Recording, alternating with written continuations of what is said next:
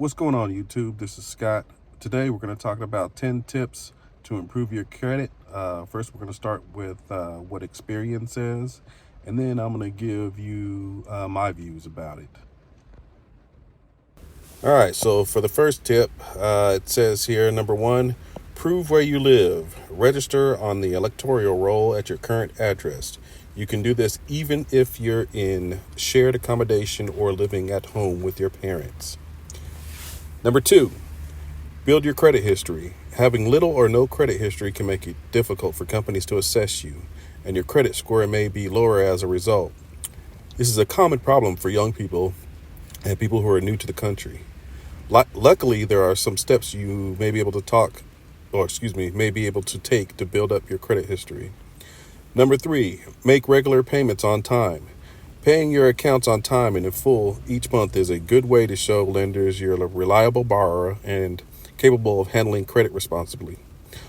Old, well-managed accounts will usually improve your score, although be sure to read about the potential impact of unused credit cards. Fourth one, keep your credit utilization low.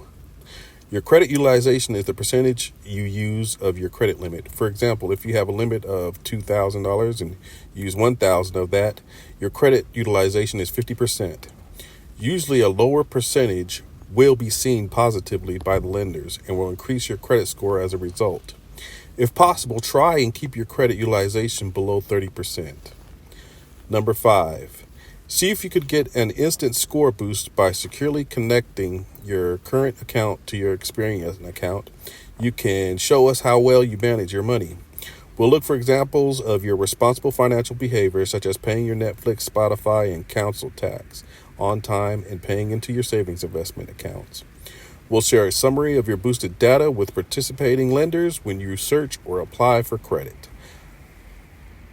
Number six, check for errors and report any mistakes in your report. Even small mistakes, such as mistyped address, can affect your score and could be enough for a lender to refuse you credit. It's worth checking your credit report to make sure all the information on it is accurate and up to date. If you do spot a mistake, contact the provider directly and ask them to change it. If you need help, we can raise a dispute with them on your behalf. If there's a negative information that is correct but occurred during special circumstances such as a period in hospital or losing your job, you can ask us to add a notice of correction to your credit report explaining this. Number seven, monitor your credit file for fraudulent activity. If fraudsters gain access to your personal details, they could take your credit in your name without you being aware. If you see something on your credit, report that is wrong, such as an application you don't recognize. Experienced specialist fraud support team can help. Okay, number eight, avoid moving home a lot if you can. Avoid moving home a lot if you can. This isn't always possible to avoid, but it's worth bearing in mind that lenders like to see a stability in your circumstances. Moving home frequently may make lenders think you could be having trouble paying rent. For example, find out why your address is an important part of your credit history. Yeah, and that's a link.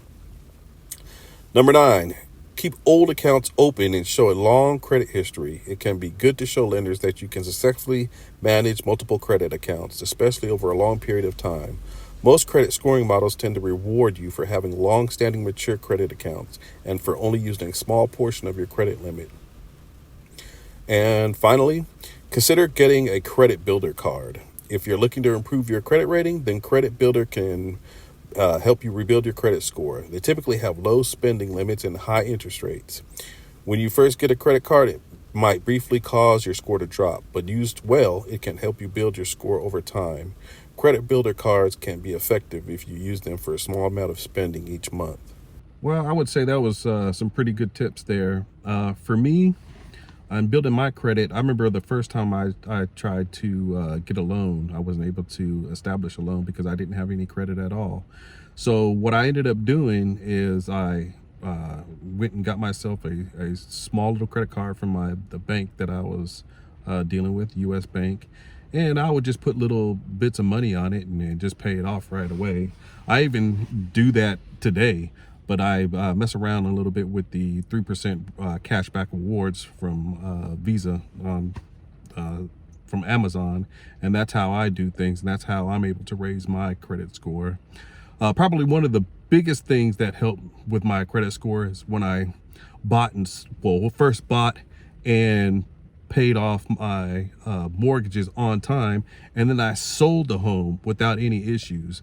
I actually went up 20 points by selling a house, which was quite amazing. I also have a couple of credit cards that I've had for more than 10 years, and that's helped with my credit score as well.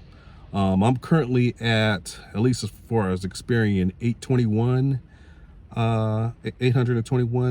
credit score. I was in the 700s for a long time. So getting to an excellent credit score is not something that you could do quickly. It does take time, it does take patience, and it does take some dedication to do it. But if you pay your bills on time, use your credit card lightly, but pay it off before you get hit up with the interest rates. And try not to get into a lot of debt.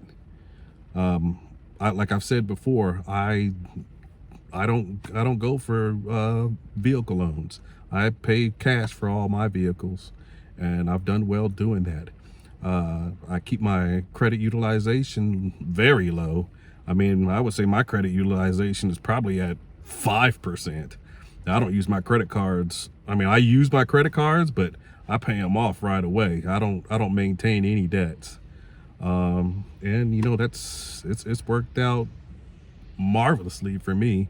Like I said, I'm at 821. So, but all right, like, subscribe, hit the bell. Till next time.